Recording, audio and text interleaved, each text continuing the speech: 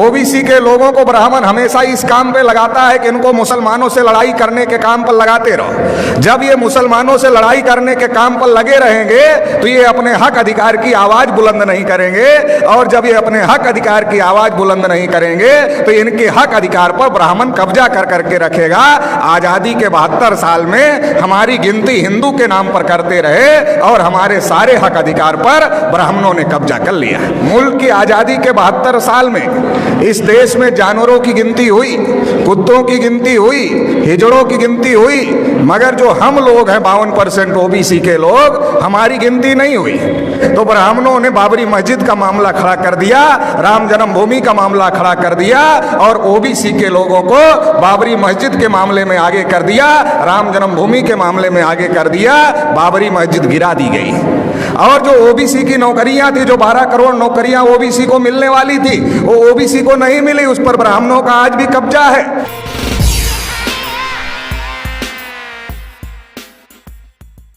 आदिवासियों को के ऊपर भी बड़े पैमाने पर जुल्म और ज्यादती हो रही है। सिखों का देश में लाखों की संख्या में कत्लेआम हुआ।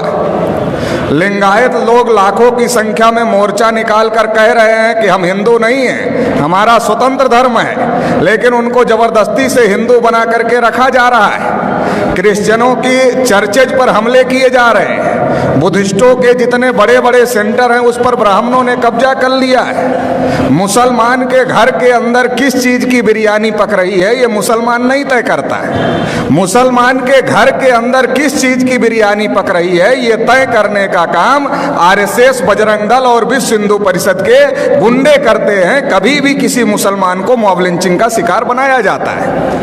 अलग अलग माइनॉरिटीज के हालात खराब है। देश का एक बड़ा तबका है जिसे ओबीसी कहा जाता है, जिसका मैं नेशनल प्रेसिडेंट हूं। मुल्क की आजादी के 72 साल में इस देश में जानवरों की गिनती हुई, कुत्तों की गिनती हुई, हिजड़ों की गिनती हुई, मगर जो हम लोग हैं 52% ओबीसी के लोग, हमारी गिनती नहीं हुई।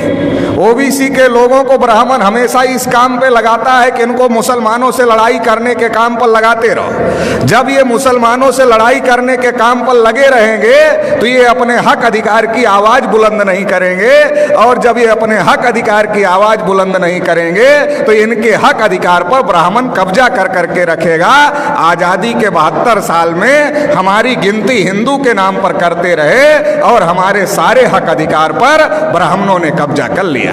1992 में जब मंडल कमीशन का मामला खड़ा हुआ था, ओबीसी के लोग अपने हक अधिकार की लड़ाई लड़ रहे थे, तो ब्राह्मणों ने बाबरी मस्जिद का मामला खड़ा कर दिया, राम जन्मभूमि का मामला खड़ा कर दिया, और ओबीसी के लोगों को बाबरी मस्जिद के मामले में आगे कर दिया, राम जन्मभूमि के मामले में आगे कर दिया। बाबरी मस्जिद गिरा दी गई। और जो ओबीसी की नौकरियां थी, जो 12 करोड़ नौकरियां ओबीसी को मिलने वाली थी, वो ओबीसी को नहीं मिली, उस पर ब्राह्मणों का आज भी कब्जा है। और मुसलमानों की मस्जिद चली गई, मतलब हमारी नौकरियां चली गई, आपकी मस्जिद चली गई, और रिजल्ट आया ब्राह्मणों के फेवर में, मंदिर बन गया। अभी मोदी जी अपने को ओबीसी कहते हैं, मगर उन्होंने ट्रस्ट घोषित किया, ट्रस्ट में एक भी ओबीसी के आदमी को मेंबर नहीं बनाए। जब मुसलमानों से लड़ना है तब हम हिंदू हैं, जब हम अपने हक अधिकार की बात करते हैं तब हम हिंदू नहीं हैं। मुसलमानों से लड़ाने के लिए हमको हिंदू बनाते हैं, और इस देश में हिंदू है कौन? ओबीसी के लोगों को ब्राह्मणों ने हजारों साल से शूद्र बनाकर रखा। पढ़ने लिखने के अधिकार से, धन संपत्ति रखने के अधिकार से, बोलने सुनने के अधिकार से, सभी अधिकार से वंचित करके रखा। लिखा मनुस्मृति में, अगर आंख से ज्ञान देख ले तो आंख में सूजा डाल देना चाहिए, उच्चारण करे तो जीभ काट लेना चाहिए, और अगर कान से ज्ञान का एक शब्द सुन ले तो कान में शीशा पिघला कर डाल देना चाहिए, ये लिखा। शेड्यूल कास्ट के लोगों को अछूत बना के रखा, आदिवासियों को जंगल में रहने के लिए मजबूर किया। तो देश में हिंदू है कौन? ब्राह्मणों ने हमारे ऊपर इतने जुल्म ढाए, हमें अछूत बनाया, हमें शूद्र बनाया, हमें जंगलों में रहने के लिए मजबूर किया। तो हमारा धर्म और ब्राह्मण का धर्म एक नहीं हो सकता, हम हिंदू नहीं हैं। आप रामायण पढ़ लो, महाभारत पढ़ लो, गीता पढ़ लो, वेद पुराण पढ़ लो, श्रुति स्मृति पढ़ पढ़ लो, कहीं पर भी हिंदू लिखा हुआ नहीं है, क्योंकि ये हिंदू हिंदी भाषा का शब्द नहीं है, ये हिंदू संस्कृत भाषा का भी शब्द नहीं है, ये पर्शियन भाषा का शब्द है जिसका अर्थ होता है हारा हुआ, नीच, कायर, काला, चोर, गुलाम। आज भी ब्राह्मण हमको गुलाम कहते हैं, हम गुलाम बनने के लिए तैयार नहीं हैं और हम हिंदू नहीं हैं, तो फिर हम क्या हैं? हम इस देश के मूल निवासी हैं। और मूल निवासी कौन है? इस देश के शासक हैं, इस देश के राजा हैं। सम्राट अशोक का नाम आपने सुना होगा, अफगानिस्तान तक, रसिया के बॉर्डर तक सम्राट अशोक का राज था। हम लोग उस वंश के लोग हैं। इस बात को हम लोगों को समझने की जरूरत है। भारत के मुसलमान कोई अरब ईरान से आए हुए लोग नहीं हैं, हमारे डीएनए के भाई हैं, हमारे खून के भाई हैं। जब ब्राह्मणों ने हमारे बुजुर्गों पर जुल्म किया तो हमारे बुजुर्गों ने इंसाफ के मजहब को पसंद किया और इस्लाम को स्वीकार किया।